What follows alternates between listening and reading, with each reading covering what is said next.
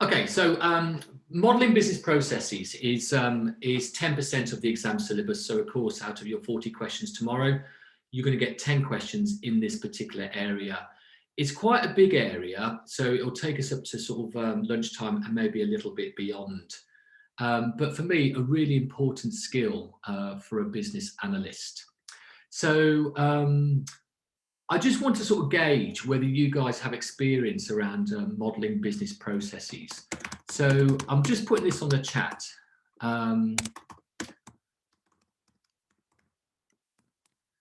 Do you do process modelling? So, you know, do you create swim lane diagrams? Do you do process diagrams or process models?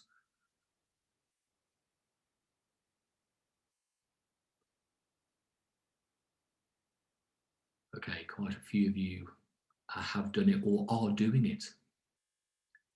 And for some of you, this is quite new, maybe. All right. So what we're going to cover in this sort of session is an introduction to it. We do modelling business processes as a separate module over a few days. So this is going to be very much a light touch approach, just an introductory level, but the vast majority of you have come across it. Right, so what we'll do then is have a little chat around why. We need to sort of think about why we do process modelling, I guess. So maybe I'll just ask one or two of you to sort of contribute to that. So Christy, I know that you do process modelling from how you responded. If you wouldn't mind unmuting yourself, how do process models help you in terms of your role? Why do you do it? I mean, for the few times I've had to do it in my role was to give a clear picture of the process from start to finish. Yeah. And to actually pull out every single step that the process involves. Yeah, very good. So we get that end-to-end view, don't we? Yes. Excellent, very, very good. Okay. Chris, I can see that you do as well. What's your perspective? Why do you do process modelling at work? For us, we would, in my role, we would use the process model to identify points where we would monitor or place KPIs along the process to see if the process is effective, if it's accurate, yeah. And possibly identify any pain points, any bottlenecks, and try and tease out why that happens, using data to support the conclusion. Right, very good. So what you can do is apply KPIs to see how the processes are working and if they're working. But what you also said was very true. We often have problems around workflow. And one of the problems we get is around bottlenecks. Bottlenecks can occur for a number of reasons, and that can cause many problems within an organization across their workflow. So maybe one more. Lena, you do it. Why do you do it? So we definitely do it, and we have few kind of different scenarios where we would try to do the process model. So the first one is during the running the project. So we would do the gap analysis, so the process as it is and the process to be. Yeah.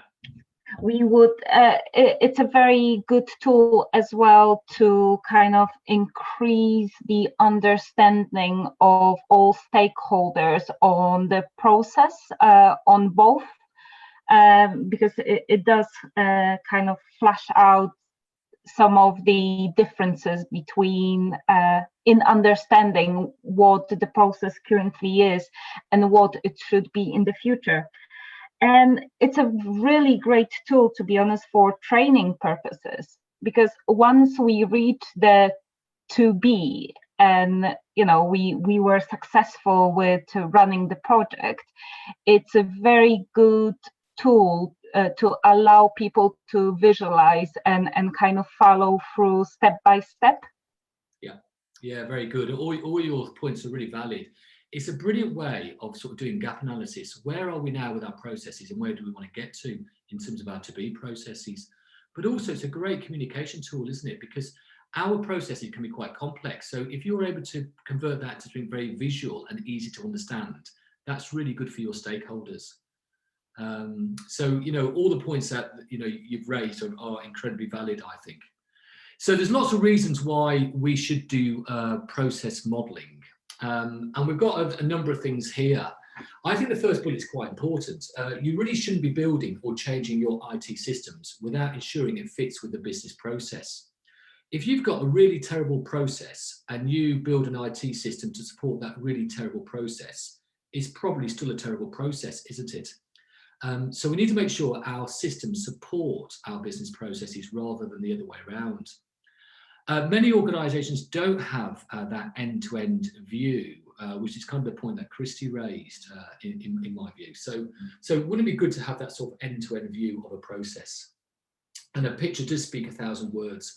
Processes can be complex. So if you have that ability to translate that complex process into a picture, a diagram, well, that's a great skill to have. It will drive out questions around how the current process works and maybe issues in a new process. And we often have problems around workflow, particularly around things like bottlenecks and handoffs. And it's a great way of documenting how things work today, but also how things are going to work in the future. And how things are going to work in the future is essentially drawing out requirements. So a to-be process is eliciting requirements for the future. And it's also a great way of breaking a problem down and dividing up a workload. So if I've got a team of business analysts and I've got a very complex, long process that we need to examine, I can give a subset of that process to one BA and then another subset to a different BA. And it means my BAs can work fairly independently from each other. So lots of good reasons why we should do it. There are different ways of doing process modeling. The way that we teach it is by using what's called business process model and notation. So I'm going to share with you in a moment a few symbols around how we do a process model using BPMN. Before that, though, I guess we need to understand, well, what is a process anyway? So we've got a few definitions here. The first definition says a process takes an input, does something with it, so a transformation, and then produces an output. The second definition, I think, is more meaningful from my perspective. It says a logical, related, sequential, so connected set of tasks that takes an input from a supplier, adds value to it, and produces an output to a customer. So I think that's quite important. Our processes are there to provide value to our end customers, and it's a value that the customers are willing to pay for. And then the bit in blue at the bottom of the slide, so very exam relevant, is a sort of third definition. A business process is a set of activities that start with a triggering event and end with an output being delivered. We'll talk about triggering events a bit later on, actually. So we'll look at how processes can be triggered. So here's an example of a process diagram using business process model and notation. So this process is around arranging a suitable date for a training course to be delivered for a specific client, like an on-site course. So where we start on the sort of left-hand side is with a single circle. And that single circle indicates a triggering event. So this single circle here is our triggering event. So that's starting the process. And what we've done is labelled that triggering event with what has happened in the past tense to have now triggered our process to sort of get underway. So the label is on-site booking request received. You know, that's quite meaningful, isn't it? So if you said the word start, and I think a lot of BAs will do that, that's not particularly meaningful, whereas on-site booking request received is. So we've now got our sort of triggering event that has happened. We now go into a set of activities or tasks that make up this process. So each activity or task or process is always in a rectangular box with rounded corners. It's called a soft box. and each activity, task or process is named using verb noun. So what we do is determine client needs. That's our first activity.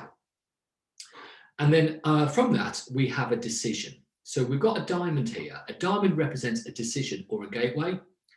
And what we've done is labelled it with the decision being taken. So the decision is trainer available, question mark. So this is called an exclusive or decision. It's either one or the other route coming out of it. So it's either yes or no. So if it's yes, what we then do is create a provisional booking. And then once we've done that, we issue a booking form. And then the process pauses. And what we do is wait, and we wait, and we wait. And then the booking form is returned to us. So what we have then is a double circle symbol. And that represents what's known as an intermediate event. And an intermediate event resumes a process that has effectively paused. So now that the booking form has been returned, what we then do is confirm booking, and then that's the end of the process. So that takes us to what's known as an end event. So the end event is like it's a thick black circle, and we label it with what has happened in the past tense to bring the process to an end. So confirmation sent. So we go back to the first diamond, the first decision, trainer available. Well, the answer could be no. So what we then do is offer alternative dates. That then takes us to another diamond, another decisional gateway, or whether those alternative dates are accepted or not. So it's either yes or no. So if it is yes, we create provisional booking, we then issue booking form, and then we wait. And when the booking form is returned, the process is resumed, and then we confirm booking. But if the answer is no, then what we have is another end event of no booking made. So it's quite common for a process to end in different ways, in different places. So it is good to show that using different end events. So the arrows show logical dependencies, essentially sequence flow, and I've mentioned that the diamonds show decisions. So for those of you that do process modeling, do you use these symbols? I'm just putting this on the chat. I guess I'm asking, is there anything here that you've not come across before?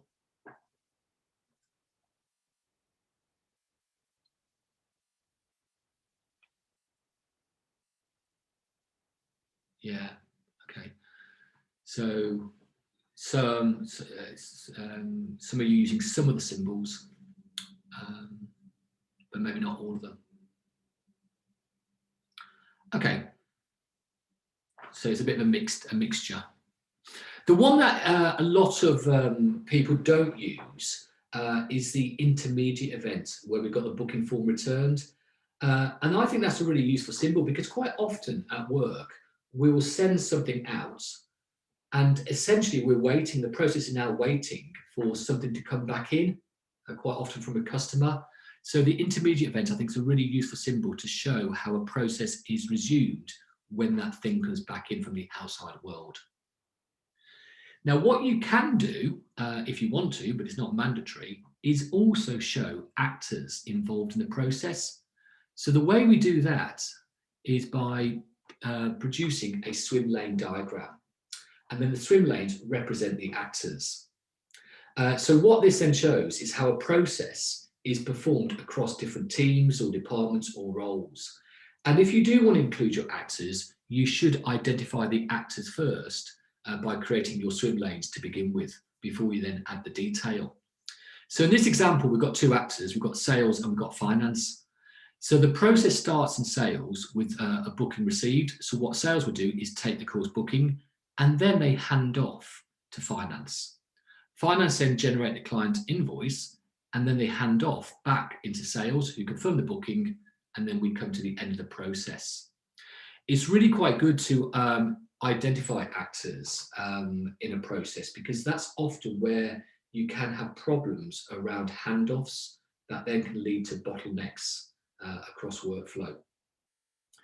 And there can be a number of things that can trigger a process. So that could be an external event. so the customer coming to us. It could be something internal within the process itself, but quite often processes are triggered by time. So for example, an overnight invoice run, so maybe the clock striking midnight is triggering that overnight batch run of invoices to be sent out. But we'll talk more a little bit about events a little bit later. Okay, then, team. So what I thought would be good is for you guys to have a go at creating a swim lane diagram. So to do that correctly, what you'll need to do is follow this script quite precisely. So I'm going to give you about sort of 10 minutes or so to do it. But to get it right, please do follow the script on the slide in front of you. Don't add extra into the story, just follow the script.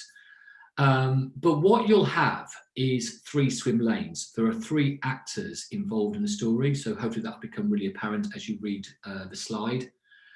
You'll have a triggering event. You'll have a number of activities. There are also more than one decision points, so more than one diamond in the diagram. And also you'll have more than one end event. So multiple end events, multiple diamonds, multiple tasks, 1 trigger event, and 3 swim lanes. All right, so give it a go. It is now 12:11. Let's take it to 12:25.